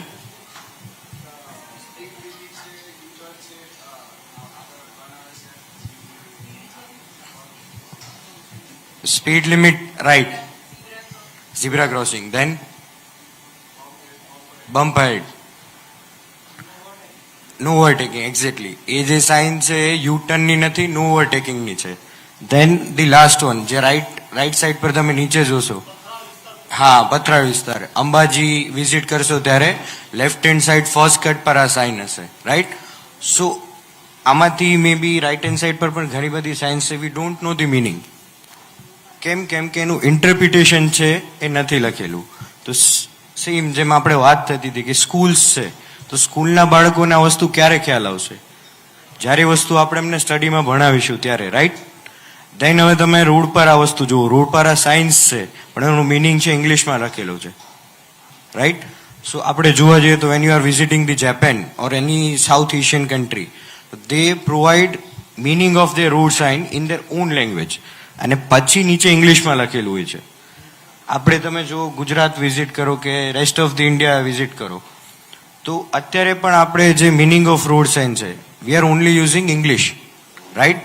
So language barrier છે કે જે પણ કોઈ માતૃભાષાનો યુઝ છે, ઇટ ઇઝ વેરી મેન્ડેટરી, કેમ કે at the end of the day user are the one કે એના માટે આપણે રોડ સાઇન્સ લગાવીએ છીએ, રાઈટ. સો ગુજરાતી છે પણ કોઈ પણ લોકલ લેંગ્વેજ છે કે મોસ્ટલી જે રોડ છે એના યુઝર્સ છે લોકલ યુઝર્સ જ રહેવાના છે. દેટ્સ વાય લેંગ્વેજ બેરિયરને હટાવવું ઇટ્સ વેરી ઇમ્પોર્ટન્ટ. એના માટે જ સ્કૂલ્સ છે અથવા તો તમારી કોલેજીસ છે, એનું જે આપણે કોર્સ છે, course design must be in such a way that road safety initiatives છે, યા તો જેમ સરનું પહેલા પણ કેવું હતું કે રોડ સાયન્સ છે કે રોડના રૂલ્સ છે, એ કઈ રીતે ડિસ્ટ્રીબ્યુટ કરવા, we have to focus on see. Priyankbhai, એ પણ સવાલ છે કે રોડ સેફટીની જ્યારે વાત આવે એટલે એ રોડ સેફટી ઓથોરિટી અત્યારે એઝ અ વર્ક કરે છે, ત્યારે સવાલ એ થાય કે એઝ અ ડિપાર્ટમેન્ટ કેમ નહીં, અને જો એઝ અ ડિપાર્ટમેન્ટ આવે છે તો પછી એના ફાયદા આવનારા સમયમાં કયા પ્રકારના હોઈ શકે છે? સો ઇફ આ ક્વેશ્ચનને જો આપણે બ્રોડ ફોર્મમાં જોવા જઈએ તો basically if you talking about the US કે જે ઓસ્ટ્રેલિયા છે, તો ત્યાં આગળ transport and road safety department એવી રીતે છે. તો basically when we are converting a authority into a department, તો તમારી જે હેરાર્કી છે અથવા તો ચેઇન છે એ પ્રોપર ક્લિયર રહેશે. દેન બીજો ઇસ્યુ જે રિઝોલ્વ નથી થતો, એ બીજો ઇસ્યુ રિઝોલ્વ થશે કે તમારી પાસે ફંડ એલોકેશન. લેટ્સ સે કે જેમ સફીન સરે વાત કરી કે વી have to focus on the engineering efforts, right. So I have already design 2 school zones for the Ahmedabad city itself. But the issue is the funding. કોઈ પણ વસ્તુને ઇમ્પ્લિમેન્ટ કરવા માટે we have to focus on the implementation part rather than the documentation part, right. So એને documentation થી implementation સુધી લઈ જવા માટે પૈસા જોઈશે. જ્યારે પણ ડિપાર્ટમેન્ટ ઓથોરિટીમાંથી ડિપાર્ટમેન્ટ થશે, લેટ્સ સે કે આપણે તમે જેમ કીધું કે ઓથોરિટી છે કે રોડ સેફટી ઓથોરિટી, જ્યારે ડિપાર્ટમેન્ટમાં કન્વર્ટ થશે, then it will be beneficial for the road users, કે તમારો જે એકચ્યુઅલ ઇસ્યુ છે એમને સોલ્વ કરવામાં, રિઝોલ્વ કરવામાં જે ઓથોરિટી છે એમની પાસેથી ક્લિયરન્સ છે ઓન પેપર લેવામાં ટાઈમ નહીં લાગે. As of now authority is part of sum department, right. પણ જ્યારે ઓથોરિટી ડિપાર્ટમેન્ટ બને તો it will B beneficial. Jashubhai, પહેલાના લોકોની જો વાત કરવામાં આવે તો પહેલા લોકો ડરતા હતા કે કોઈ પણ અકસ્માત સર્જાય છે તો લોકોની મદદ કેવી રીતે કરવી, એના માટે ખચકાતા હતા, ડર અનુભવતા હતા કે પછી ઇન્ક્વાયરી થશે, પોલીસ સ્ટેશન જવું પડશે. પરંતુ થેન્ક્સ ટુ ગુડ સમરિટન લો કે હવે લોકો આગળ આવી રહ્યા છે અને મદદ કરી રહ્યા છે. પણ લોકો જે છે, બધા જ લોકોને આ કાયદાઓ વિશે જાગૃતતા નથી હોતી, એ લોકોને ખ્યાલ નથી હોતો. તો આ બધા કાયદાઓ વિશે જાણકારી પહોંચાડવી, કેવી રીતે સમજાવવું લોકોને? અને આપણે એક હમણાં જે ચર્ચા થઈ કે ગુડ સમાર્ટિયનની, એનો ઉદ્ભવ કેવી રીતે થયો એ આપણે જોઈને અંદર જઈએ તો સેવ લાઈફ ફાઉન્ડેશન દિલ્હીનું હતું અને એણે સુપ્રીમ કોર્ટે PIL દાખલ કરેલી. અકસ્માતના સમયે જ્યારે વિક્ટિમ પર્સન્સ હોય ત્યારે એને તાત્કાલિક સારવાર માટેની જરૂરિયાત હોય છે, જે ગોલ્ડન અવર્સ કાયદામાં પણ જોગવાઈ કરવામાં આવી છે કે 1 કલાકની જો સારવાર મળે તો એને બચવાની શક્યતા ઘણી વધારે છે. એ જે PIL દાખલ થઈ એમાં સુપ્રીમ કોર્ટે સ્પેસિફિક જજમેન્ટ આપ્યું અને એમાં કહેવામાં આવ્યું ઓથોરિટીને કે કોઈ પણ વ્યક્તિ જ્યારે અકસ્માતની અંદર અથવા જો વિક્ટિમ પર્સનને લઈ જવા માટેની મદદ કરે તો એ પોતાની ઓળખ આપવી એના માટે ફરજિયાત નથી. હોસ્પિટલ, પોલીસ અથવા કોઈ પણ ઓથોરિટી એની પાસે માહિતી માગી નહીં શકે કે તમે લાવનાર કોણ છો. ઇવન કોર્ટમાં જુબાની માટે પણ એને સમન્સથી બોલાવી નહીં શકાય, સિવાય કે જે લાવનાર વ્યક્તિ છે એ પોતાની ઓળખ આપવા માટે સ્વૈચ્છિક તો આપી શકે. આને ધ્યાનમાં રાખીને મોટર વ્હીકલ એક્ટમાં પછી સુધારો કર્યો અને કેન્દ્ર સરકારે કાયદો પસાર કર્યો અને એને નામ આપવામાં આવ્યું ગુડ સમાર્ટિયન, એટલે જેને આપણે ગુજરાતીમાં કહીએ તો પરોપકારી જીવ, કે જેને કોઈ લાગતું ઓળખતું નથી પણ છતાંય તે વિક્ટિમ પર્સનને મદદ કરવાના હેતુથી એમ્બ્યુલન્સ બોલાવે અથવા સારવાર માટે એને કંઈ પહોંચાડવાની વ્યવસ્થા કરે. તો એ જે ગુડ સમાર્ટિયનનો જે કન્સેપ્ટ છે અને એ સરકાર લાવી, કાયદામાં જોગવાઈ કરી અને જે મદદ કરનાર વ્યક્તિને છે હોસ્પિટલ સુધી પહોંચાડે અને જે વિક્ટિમ પર્સન 2 દિવસ જો હોસ્પિટલમાં રહે તો એ પહોંચાડે વ્યક્તિને 5000 રૂપિયાનું કેશ ઇનામ આપવામાં આવે છે.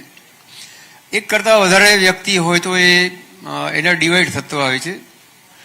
અને આ જે મદદ કરનાર વ્યક્તિએ નજીકની જે પોલીસ સ્ટેશન હોય ત્યાં જાણ કરવાની છે અથવા આરટીઓને જાણ કરવાની છે. વર્ષમાં મેક્સિમમ એને 10 વખત સુધી એને ઇનામ આપી શકાય છે.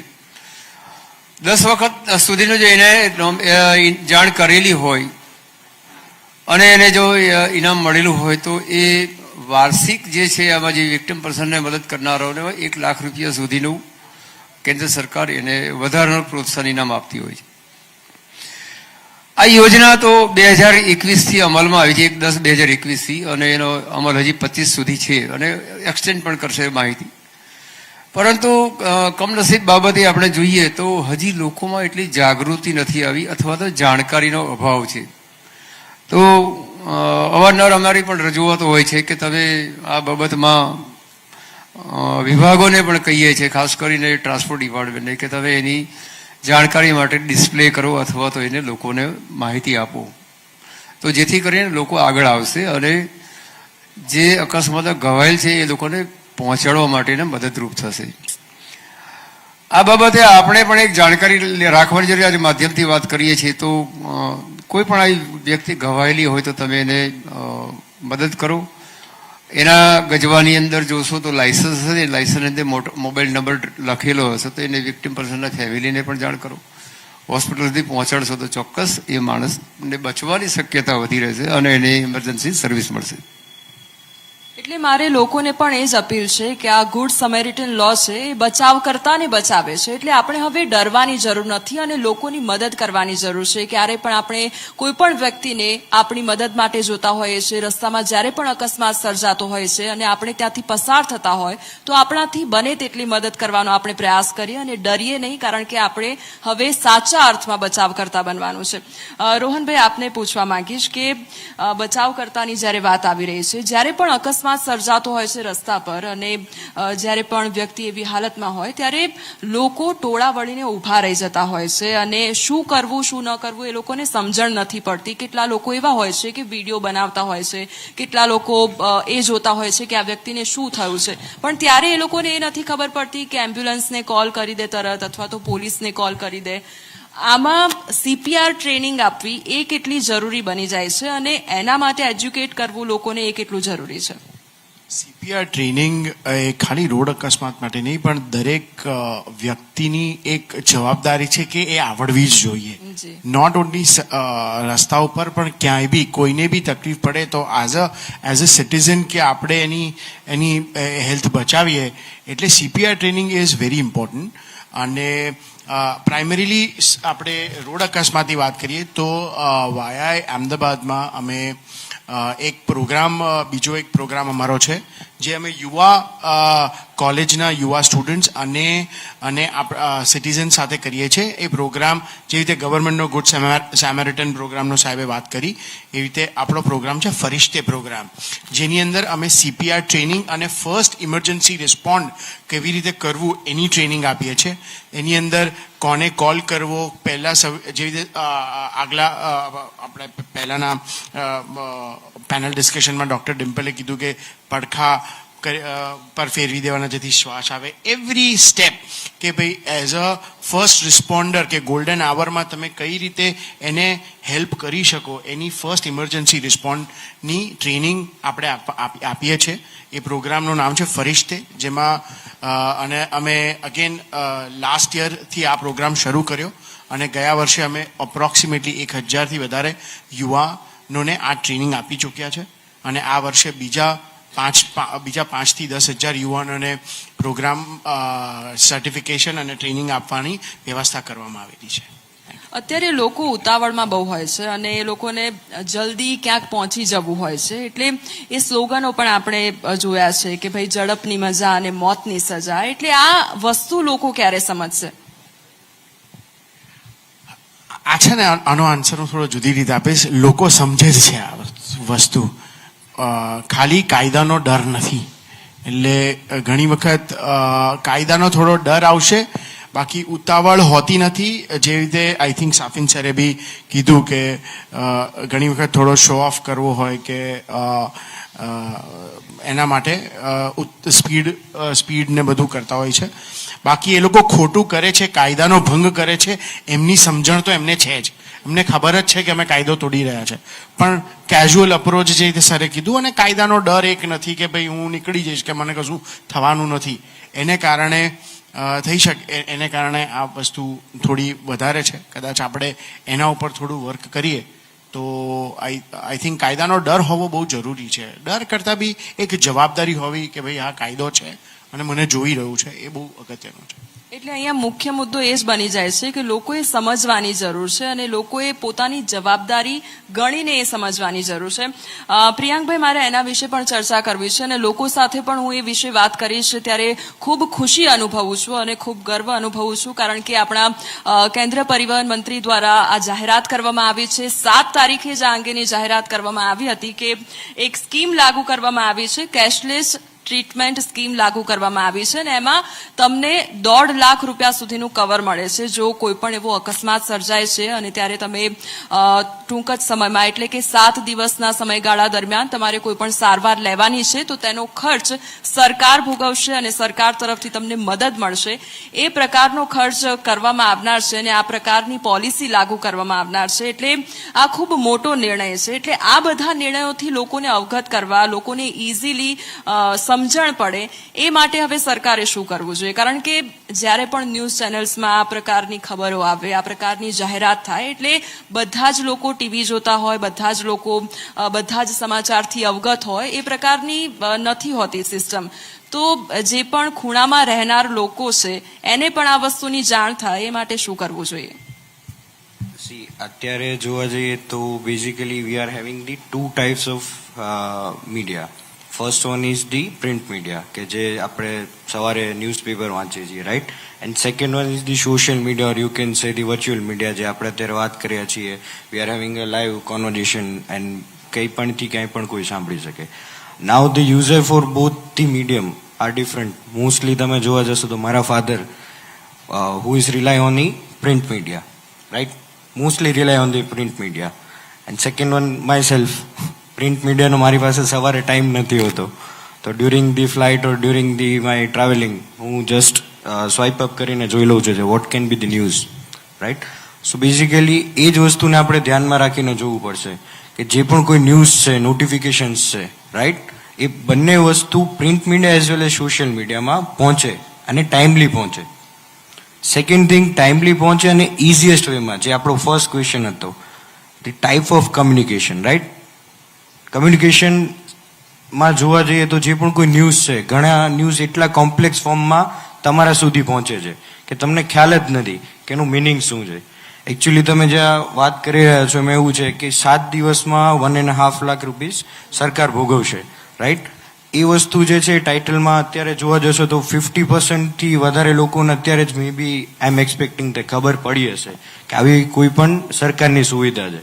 સરકાર આગળ એ પણ વિચારી રહી છે કે આ જ વસ્તુને એક્સટેન્ડ કરી અને EDAR, electronic data accident recording system, જે પણ કોઈ તમે યુઝ કરશો, લેટ સે કે રોડ યુઝર્સ જે છે જે એક્સિડન્ટનો ભોગ બન્યા છે એનું જ ડેટા રેકોર્ડિંગ ઇલેક્ટ્રોનિકલી થશે.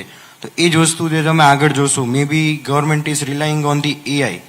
તો એઆઈનો યુઝ કરીને પર we are having the sound data sets, why accidents are happening, કઈ એવી જગ્યા છે કે જ્યાં એક્સિડન્ટ થઈ રહ્યા છે. તો એ બધી વસ્તુને ઇન્ટિગ્રેટ ક્યારે થશે? વેન યુઝર્સ, જે પણ કોઈ આપણે છીએ કે સરકારની પોલિસી ઇમ્પ્લાય થઈ, પણ પોલિસીના ઉપભોક્તા આપણે જ છીએ. જ્યારે આપણે આ સુધી ઇઝીએસ્ટ વેમાં ખબર પડશે ને એ પોલિસીનો આપણે યુઝ કરવાની શરૂઆત કરીશું, ત્યારે જ આપણને ખ્યાલ આવશે કે યસ. અને ત્યારે સરકારને અથવા તો we as a policy maker અમને પણ ખ્યાલ આવશે કે these are the shortcomings of this policy. તો એ જ વસ્તુ છે કે ઇઝીએસ્ટ વેમાં communication is the key to success for the any government project. Jashubhai, આપને પૂછવા માંગીશ, આપનું જે ફાઉન્ડેશન છે યુટર્ન ફાઉન્ડેશન, એ પાવર પોઈન્ટના માધ્યમથી લોકોને સમજાવે છે અને જે પણ રૂલ્સ રેગ્યુલેશન છે એ લોકોને સમજાવે છે. તો જે ડિજિટલી આ લોકોને સમજાવવાની પ્રથા આપના ફાઉન્ડેશન દ્વારા કરવામાં આવી રહી છે, તો શું લોકો એ ઇઝીલી સમજી લે છે? અત્યારે સામાન્ય રીતે આપણે એક ઇમ્પ્રેશન હોય છે કે સરકારી કચેરીમાં કામ પડે એટલે પહેલાં આપણા સર્કલમાં પૂછીએ કે ભાઈ તમારું કોઈ જાણીતું છે. આ એક બહુ કોમન પ્રશ્ન છે. તમારે કલેક્ટર કચેરીમાં જાઓ, મામલતદારમાં જાઓ, આરટીઓમાં જાઓ, પોલીસ સ્ટેશનમાં જાઓ. કારણ કે આપણને એક અરજદાર તરીકે એક ડર છે કે મને કોઈ સાંભળશે કે નહીં સાંભળે, અથવા તો મારું કામ થશે કે નહીં થાય. કારણ કે માહોલ એવો છે, એમાં કોઈ આપણે કોઈ વ્યક્તિની વાત નથી કરતા અથવા કોઈ વિભાગની એકની વાત નથી કરતા કે આપણે એટલી હજી ટ્રાન્સપરન્સી નથી આવી. કેન્દ્ર સરકારે આજે ખાસ કરીને મોટરિંગ પબ્લિકની જે વિધા હતી, જેને ગૂંચવણ હતી કે ભાઈ હજી લોકોને અમારે ઓળખાણ વગર કામ ન થાય, એના માટે કેન્દ્ર સરકારે 20 સર્વિસીસ ફેસલેસ સર્વિસ કરેલી છે. એમાં ડ્રાઇવિંગ લાયસન્સને લગતી અને વાહનના રજિસ્ટ્રેશનને લગતી, એ સિવાય પરમિટ છે, બીજા ઘણી બધી સર્વિસીસો જે એમાં ફેસલેસ સર્વિસ મૂકેલી છે. આપણે જ્યારે આજે આપણે જે પ્રોગ્રામ છે એમાં જે આપણા પ્રેક્ષકો છે અથવા તો જે જોવાવાળા છે એને એક ખાસ મારી અપીલ છે કે ઓળખાણની જરૂર નથી. કારણ કે 20 સર્વિસીસમાં તમારું ડ્રાઇવિંગ લાયસન્સ લગતી તમામ કામગીરી, એક્સેપ્ટ જ્યાં તમારે ડ્રાઇવિંગ ટેસ્ટ આપવાનો છે અથવા કાચા લાયસન્સનો ટેસ્ટ આપવાનો છે, એમાં તમારે રૂબરૂ જવાનું છે. વાહનના રજિસ્ટ્રેશન વખતે અથવા વાહનના પાસિંગ વખતે એ વખતે તમારે આરટીઓ ઓફિસમાં અથવા તો જે નિર્ધારિત કરેલી એજન્સી પાસે જ વાહન લઈ જવાનું છે. બાકીનું ડ્રાઇવિંગ લાયસન્સ રિન્યુઅલ માટે લાયસન્સની અંદર change of address, change of name, duplicate driving licence, આ બધી જે સર્વિસીસ છે વાહનના ટ્રાન્સફર માટેની છે, વાહનનું એચપીએ રદ કરવાની છે, એચપીએ દાખલ કરવાની છે, આ બધી સર્વિસ તમને ઓનલાઈન મળે છે. ફક્ત એમાં તમારે એટલું જ ધ્યાન રાખવાનું, આધાર બેઝ હોવી જોઈએ. તમારા આધાર કાર્ડ નંબર નાખવો ફરજિયાત છે. આધાર કાર્ડ નંબર ના હોય તો તમારે ડોક્યુમેન્ટ વેરિફિકેશન માટે આરટીએમ જવાનું થાય છે. આ જે સર્વિસીસ મળે છે તો એનો મહત્તમ લાભ લઈએ. અને જો તમે એને વ્યવસ્થિત જોશો તો હું નથી માનતો કે તમારે કોઈ ઓળખાણ પીછાણની જરૂર પડે. અને પેમેન્ટ પણ ઓનલાઈન પેમેન્ટ છે. નોર્મલી તમારા જે ડોક્યુમેન્ટ અપલોડ કરો અને એને આધારે તમને 15-20 દિવસ ડોક્યુમેન્ટ મળતા હોય છે. આમ તો સર્વિસીસ 7 દિવસની, પણ છતાંય વહીવટી કારણથી કંઈ ડિલે થતું હોય. તમારા જો ડોક્યુમેન્ટમાં કોઈ ક્વેરી હશે તો તમને મેસેજ મળશે, અથવા તો તમે વેબસાઇટમાં જશો તો તેમાં કસ્ટમર કેરની એક બટન હશે, એના પર તમારી જે ફરિયાદ હોય તેમને મૂકી શકો છો, એને રેક્ટિફાઈ થતું હોય છે. આવી સર્વિસનો અમે લોકોને પીપીટીથી ધ્યાન દોરતા હોઈએ છીએ. એમાં તમારી એક તો મેળવવા માટેની શું તમારી લાયકાત હોવી જોઈએ, ક્વોલિફિકેશન શું હોવું જોઈએ, તમારે કેટલી ઉંમર પૂર્ણ કરેલી હોય તમે કયું લાયસન્સ મેળવી શકો. ક્વેશ્ચન બેંક એના પર હોય છે, એની વેબસાઇટની જે અલગ અલગ છે એની પણ માહિતી આપતા હોય છે. અને આપણે આ ધ્યાન દોરવું કહું એમ પરિવહન છે, એની અંદર તમને આ જશો તો લાયસન્સ રિલેટેડ સર્વિસીસ મળશે. ડ્રાઇવિંગ લાયસન્સ ઉપરાંત તમને વાહન રજિસ્ટ્રેશન, પરમિટને લગતી મળશે, એ સિવાય બીજી માહિતી પણ મળતી હોય છે. હમણાં કેન્દ્ર સરકારે જે 1.5 લાખ રૂપિયાની જે જાહેરાત કરી કે વિક્ટિમ પર્સનને 1.5 લાખ સુધી 7 દિવસ સુધી રહેશે તો એને ફ્રી ઓફ કોસ્ટમાં સારવાર આપવામાં આવશે. રાજ્ય સરકારે આ પહેલાં પણ એક 50,000 રૂપિયાની જાહેરાત કરેલી હતી. કેન્દ્ર સરકારની 1.5 લાખની છે.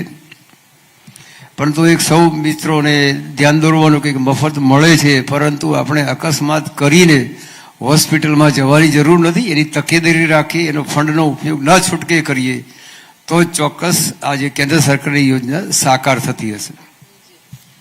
રોહનભાઈ આપને પૂછવા માંગીશ, સરે વાત કરી ઓળખાણ વિશે વાત કરી, એટલે ઓળખાણ ઉપરથી જ મને યાદ આવ્યું કે પહેલા જ્યારે પણ ટ્રાફિક રૂલ્સનું પાલન નહોતા કરતા ત્યારે જે પણ નીતિ નિયમો પ્રમાણે મેમો ફાટતો, એટલે ત્યારે લોકો દ્વારા ઓળખાણ આપવામાં આવતી કે ભાઈ મારી આની ઓળખાણ છે, સર મને જવા દો, રિક્વેસ્ટ કરવામાં આવતી કે મને જવા દો, આગળથી હું કાયદાનું પાલન કરીશ, એટલે આ પ્રકારની વાતો કરવામાં આવતી. પણ હવે ઈ મેમો આવી ગયો છે, બધું ડિજિટલ મોસ્ટલી થઈ ગયું છે, એટલે આ આખા પરિવર્તનને આપ કેવી રીતે જુઓ છો? હા, એ બહુ સારો પરિવર્તન છે અને એનાથી ઘણો બધો ફાયદો બી થયો છે. અને હવે એટલીસ્ટ ઈ મેમોને કારણે સિગ્નલનો ડર તો છે જ કે આવે છે કે ભાઈ હવે હું એમને કદાચ ઘણા 4 રસ્તા તો સ્પોટેડ છે જ કે આ 4 રસ્તા પર તો હું તોડીશ તો તરત મારા ઘરે ઈ મેમો આવી જશે, એટલે ત્યાં તો બધા સવારના બી સિગ્નલ ઉપર ઊભા જ રહે છે. એક્ઝામ્પલ આપું તો મારા ઘરની બાજુમાં જે સિગ્નલ છે, પોપ્યુલર સિગ્નલ છે, ત્યાં કેમેરાઝ બી એક્ટિવ જ હોય છે અને હું સવારના 6:30 પોણા 7 મારી ડોટરને સ્કૂલે મૂકવા જાઉં તો બી સિગ્નલ બંધ હોય તો બધા ઊભા જ હોય, ભલે એકલો હોય તો બી. એટલે એનો ડર તો છે જ. એટલે એ વસ્તુ આઈ થિંક એ આપણને એ ટ્રાફિકના નિયમોને પાલન કરવામાં એ તો એને ઘણો સારો ફાળો ભજવ્યો છે. રોહનભાઈ, આપણે શરૂઆતમાં બાળકો વિશે વાત કરી કે બાળકો માટે શું કરવું જોઈએ અને તેમને શું શીખવાડવું જોઈએ. એ લોકો રોલ મોડેલ બી પોતાના ટીચર્સ અને પેરેન્ટ્સને જ માનતા હોય છે. આ સિવાય મોટા બાળકો વિશે વાત કરવામાં આવે, અડલ્ટની વિશે વાત કરીએ તો એ લોકોને પણ એટલું જ સમજવું જરૂરી છે કે કાયદાનું પાલન કરવું જોઈએ અને આપણે બેફામ ડ્રાઇવિંગ ન કરવું જોઈએ. એટલે એ લોકોને કેવી રીતે સમજાવવા? કારણ કે એક તો એ લોકોને કોઈ પણ વસ્તુ સમજાવવી હોય તો ખૂબ શાંતિથી સમજાવવી પડતી હોય છે, એ લોકોને એક્ઝામ્પલ્સ એવા આપવા પડતા હોય છે, અને અત્યારે તો સોશિયલ મીડિયાનો જમાનો છે, એટલે એ લોકોને એ ટ્રેન્ડ સાથે રહીને સમજાવવું પડતું હોય છે. એટલે આ બધી ટફ સિચ્યુએશનમાં કેવી રીતે લોકોને આપ સમજાવતા હોવ છો? સમજાવવામાં છે ને 1 વખત કે 2 વખતથી લોકો નથી સમજતા. આ વસ્તુ નાના પાયે પણ રિપીટેટિવલી કરવું પડે જેથી એ આદતમાં ફેરફાર થાય. એટલે આપણે હંમેશા કહીએ ને કોઈ બી વસ્તુ રિપીટેટિવમાં કરો. ઘણી વખત આપણે આવા મોટા કાર્યક્રમો કરીએ છીએ અને વી try to create the environment કે ભાઈ, પણ પછી એ કાર્યક્રમ પૂરો થઈ જાય છે અને એ વસ્તુ ફિઝલ આઉટ થઈ જાય છે. પણ આપણે નાના પ્રોગ્રામ કરી અને કન્ટિન્યુઅસલી એનું રેપિટેટિવ કરીએ ને તો ધીમે ધીમે એને એક કોન્શિયસ થશે, કારણ કે યાદ રહેવું બહુ જરૂરી છે. આપણે એટલે યંગ ઇન્ડિયન્સમાં અમારો એક બેસિક એ છે કે મોટા પ્રોગ્રામ કરતાં નાના પ્રોગ્રામ ગ્રાઉન્ડ લેવલે પણ રિપીટેટિવ મોડ પર કરો જેથી એનો ઇમ્પેક્ટ તમારો બહુ લાર્જ લેવલ પર આવી શકે. આપને પૂછવા માંગીશ કે જ્યારે પણ અકસ્માત થતો હોય છે ત્યારે એ માત્ર અકસ્માત નથી હોતો, આર્થિક અને જે સામુદાયિક ખર્ચ હોય છે તેમાં પણ વધારો કરી દેતો હોય છે. ભારતમાં ખાસ કરીને જોઈએ તો લગભગ જીડીપીના આશરે 3% જેટલો ખર્ચ થઈ જાય છે. એટલે તમે વિચાર કરો કે લગભગ 15 લાખ કરોડ જેટલો ખર્ચ. એટલે આને આપ કઈ રીતે જુઓ છો? જ્યારે કોઈ પણ અકસ્માત થાય છે તો લેટ્સ સે કે કોઈ પણ વ્યક્તિનું મૃત્યુ થાય છે યા તો કોઈ પ્રોપર્ટી ડેમેજ થાય છે, તો પહેલાં આપણે વાત કરીએ કે કોઈ વ્યક્તિનું મૃત્યુ થાય છે કે જેને આપણે સીધું ફેટાલિટીમાં જ વાત કરીએ છીએ.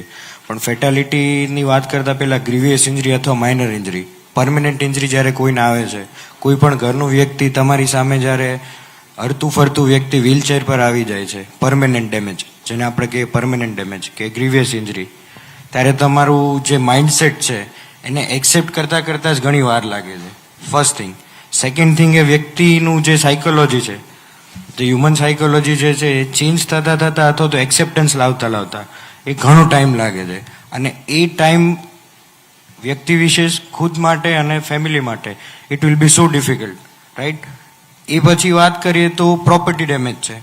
પ્રોપર્ટી ડેમેજ સેમ છે. ઘણા બધા વ્યક્તિઓ એવા હોય છે, મોસ્ટલી તમે જોવા જાવ તો અત્યારે જે કાર ઓનરશિપ છે અથવા તો વ્હીકલ ઓનરશિપ છે, it is directly or indirectly belongs to the some bank, right? આપણે લોન કલ્ચર છે કે જે લોન લઈને જ ગાડી લેવી અથવા તો વ્હીકલ લેવું. અત્યારે તમે જોવા જશો તો જે વ્હીકલ લોનના રેટ્સ છે એ પણ અફેક્ટ કરે છે. તો એ તમારું થયું જે સોશિયલ ડેમેજ છે. તો લેટ સે કે જે લોન ભરનાર વ્યક્તિ છે એનું જ મૃત્યુ થાય છે, તો how family can survive with this much loan? તો તો એ તમારું થયું સોશિયલ ડેમેજ. સાયકોલોજીકલ ડેમેજ થશે, તમારું સોશિયલ ડેમેજ પણ થશે, અને એની સાથે સાથે ઇકોનોમિકલ ડેમેજ તો તમારું વ્યક્તિ અથવા તો તમારું કુટુંબનું થાય જ છે. પ્લસ તમે કોઈ પણ જે પબ્લિક પ્રોપર્ટી છે એને ડેમેજ કરો છો, તો at the end of the day જે ભારણ છે પબ્લિક પ્રોપર્ટીનું એ તમારા ટેક્સમાંથી કે મારા ટેક્સમાંથી જ જવાનું છે, રાઈટ? તો આ રીતે જોવા જઈએ તો કોઈ પણ એક અકસ્માત થાય છે તો એને આપણે ખાલી મૃત્યુના સેન્સમાં નથી જોવાનું. સાયકોલોજી છે, ફિઝિકલ ડેમેજીસ છે, રાઈટ? પછી સોશિયલ ડેમેજીસ છે, અને last one is the economical damage. તો આ 3 થી 4 વસ્તુ એક ખાલી એક્સિડન્ટ ડેમેજ કરે છે. અને જેમ તમે કીધું એમ કે we are losing 5% economy, but based on the WHO's report આપણે જોવા જઈએ તો કોઈ પણ જે રાઇઝિંગ ઇકોનોમી છે, we R losing at least 8 to 10% of our economy. તો જે 15,000 કરોડનું તમે ફિગર આપ્યો એ જ વસ્તુને આપણે જો લેટ્સ સે કે 3% મોર દેન 4% હું એડ કરું તો it will be across the 20. તો આપણે જોઈ શકો છો કે એટલું damage we are creating by just road accidents. Priyankbhai, સૌથી પહેલા તો એ જ સમજવું જરૂરી છે કે હવે લોકોએ બદલવાની જરૂર છે. એટલે લાસ્ટ લોકોને શું મેસેજ આપવા માંગશો કે હવે સમયની સાથે લોકોએ કેટલો બદલાવ લાવવાની જરૂર છે, શું પરિવર્તન લાવવાની જરૂર છે? So basically if you are following the Puranas, એક બહુ સરસ શ્લોક છે, વન ઓફ માય ફેવરેટ, કે નાહમ, જ્યારે નારદ મુનિ ખુદ ભગવાનને પૂછે છે કે તમને ક્યાં ફાઇન્ડ કરવા, તો એનું ભગવાન બહુ મસ્ત આન્સર આપે છે કે નાહમ વશામી વૈકુંઠે ઋષિ નામ હૃદય ન ચ મામ ભક્તાના યત્ર પાઠંતી તત્ર વસામી નારદ.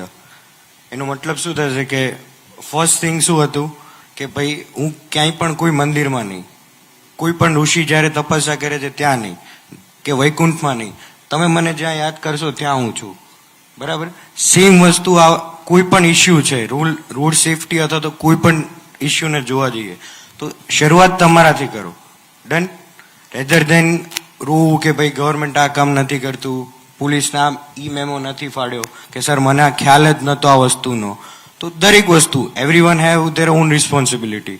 હું સ્ટેક હોલ્ડર છું કે મારું કોઈ કામ છે કે હું એન્જિનિયર છું, તો મારી ડિઝાઇનમાં ફેલિયર ના જાય એ મારી જવાબદારી છે.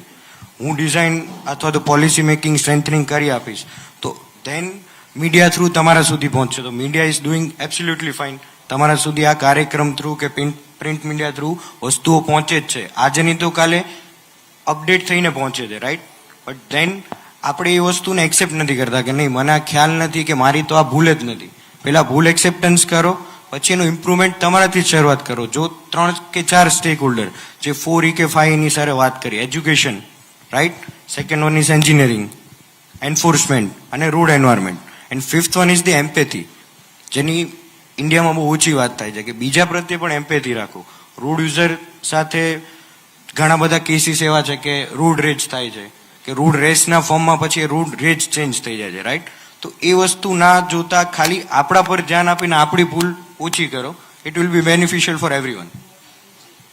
જશુભાઈ, તમે શું કહેશો લોકોને એક પરિવર્તન માટે પ્રયાસ કેવી રીતે કરવો લોકોએ? બહુ શોર્ટમાં કહું તો આપણી જિંદગી ટૂંકી છે, એને વધારે ટ્રાફિકના સમસ્યા ઊભી કરીને વધારે ટૂંકી ના બનાવો. ઘરે જવાની ઉતાવળ છે, ઓફિસ જવાની ઉતાવળ છે, અને કદાચ તમે પહોંચો એ પહેલા તમારા સમાચાર પહોંચે કે તમે નથી. તો એ બાબતે સૌએ જાગૃત થવાની જરૂર છે. ફક્ત ઓથોરિટી જ કામ કરશે અને પછી આપણે ફોલોઅપ કરશું અને આપણી કોઈ જવાબદારી નથી એવું નથી. બધા સહકાર સાથે આપીશું તો જ થશે, તમારી સલામતી રહેશે. વિભાગ પણ એના માટે પ્રયત્ન કરતો હશે. આપણે ત્યાં એક ખાસ કરીને હાઉ ટુ બ્રેક ધ લો, કાયદાને કેવી રીતે ભંગ કરવો એના માટેની બહુ શીખતા હોય છે. એક નાનકડું ઉદાહરણ આપીશ કે આપણે ઘરની બહાર એક વેપર અથવા કચરો બહાર ફેંકવા જઈશું પણ ડસ્ટબિનમાં નહીં નાખીએ, અને એ તમારું બાળક જોતું હોય છે ને મોટું થાય ત્યારે આ જ કરવાનું છે. તમારી સાથે જો તમારું બાળક અથવા તમારું કોઈ જતું હશે અને જો તમે ટ્રાફિકના નિયમનો ભંગ કરશો અને શોર્ટકટ અપનાવતા હશો અથવા તો કોઈ લાલચ આપતા હશો ઓથોરિટીને, તો મોટું થયા પછી આ જ શીખવાનું છે. એ ન શીખે એના માટે આપણે કંઈક કરીએ અને બીજા અનુકરણ કરે એવું કંઈક પ્રયત્ન કરીશું તો ચોક્કસ આમાં આપણી જે માનસિકતા છે એ બદલાશે. આપણા નવી આવનાર પેઢીમાં પણ માનસિકતા બદલાશે અને કદાચ આપણાના કરતાં વધારે સુરક્ષિત થઈશું એવું હું ચોક્કસ માનું છું. રોહનભાઈ, આપને કહીશ કે હવે લોકોને કેવી રીતે સમજાવવું કે એક જ જિંદગી છે અને બસ જીવી લેવાની છે, બસ એક સાવધાની રાખવાની છે અને સુરક્ષિત રહેવાનું છે. સો હોશિયારી કાયદો ભંગ કરવામાં નથી, હોશિયારી કાયદાનું પાલન કરવામાં છે. અને બીજું કે તમે આજે કાયદાનું તમે જ્યારે કાયદો તોડો છો ત્યારે તમે કોઈક એકને ઇન્ફ્લુઅન્સ બી કરી રહ્યા છો. એટલે હંમેશા એ વસ્તુનું સાવચેતી રાખવી જોઈએ કે આજે ફોર એક્ઝામ્પલ હું કરીશ તો કદાચ મારા બાળકો કે મારા મિત્રો મારી જોશે કે ભાઈ ઓકે પપ્પા કરે છે તો આ વસ્તુ બરાબર છે. એટલે તમારા એક્શન બીજાને બી ઇન્ફ્લુઅન્સ કરી રહ્યા છે. એટલે જો તમે કાયદાનું પાલન કરશો, તમે જવાબદારી સમજશો અને તમે કાયદાનું રિસ્પેક્ટ કરશો તો બધું જ ધીમે ધીમે ધીમે સ્ટ્રીમલાઇન થશે. પણ એની શરૂઆત આપણે પોતે કરવાની છે. એટલે એ સમજવું જરૂરી છે. અને એઝ આઈ સેડ હોશિયારી કાયદાનું પાલન કરવામાં છે, તોડવામાં નહીં. હા, એટલે આપણાથી જ શરૂઆત કરવાની છે ને આપણી નૈતિક જવાબદારી છે એ આપણે સમજવાનું છે. આપ તમામ મારી સાથે ચર્ચામાં જોડાયા તે બદલ આપનો ખૂબ ખૂબ આભાર. લોકોને જાગૃત કરવાનો પ્રયાસ કર્યો, સમજાવવાનો પ્રયાસ કર્યો, એના બદલ ખૂબ ખૂબ આભાર. Thank you.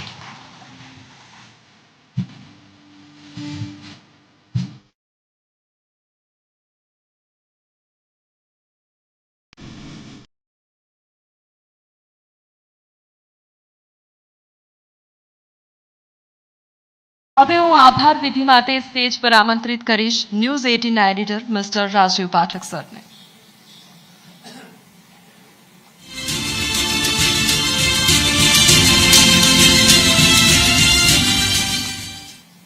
આજે આપ સૌ લોકો સમય કાઢીને વિશેષ રૂપે આવ્યા છો અને આ ઇનિશિયેટિવ એટલા માટે પણ મહત્વનું છે કે દેશમાં ઘણી બધી સમસ્યાઓ છે, પણ મને લાગે છે કે ટ્રાફિક અવેરનેસ અને એના સાવચેતીને લઈને બેઝિક નિયમો એ આજે દેશની કદાચ સૌથી મોટી સમસ્યાઓમાંથી ટોપ 5 સમસ્યા આપણે દેશની ગણીએ તો એ છે. કેમ કે ટ્રાફિકમાં લોકોને સુરક્ષાને લઈને તો પ્રશ્નો થાય છે, પણ સમયને ઉતાવળને બધાને કારણે બીજા પ્રશ્નો પણ બહુ બધા લોકોને થાય છે. તો આ તમામ એક્સપર્ટ લોકો આવ્યા અને બીજા ઓડિયન્સ પણ આવ્યા સાંભળવા, એ બદલ અને લોકોને આટલી જાગૃતિ, આ પહેલો કાર્યક્રમ છે, તમે લોકોએ કીધું કે આ વારંવાર થવું જોઈએ, તો એ વારંવાર થશે. અને આપ શરૂઆત કરી છે અને શરૂઆતમાં આપ સૌ સહભાગી થયા, એ બદલ આપ સૌનો ખૂબ ખૂબ આભાર. થેન્ક યુ વેરી મચ કે આપ બધા સમય કાઢીને આવ્યા છો. Thank you.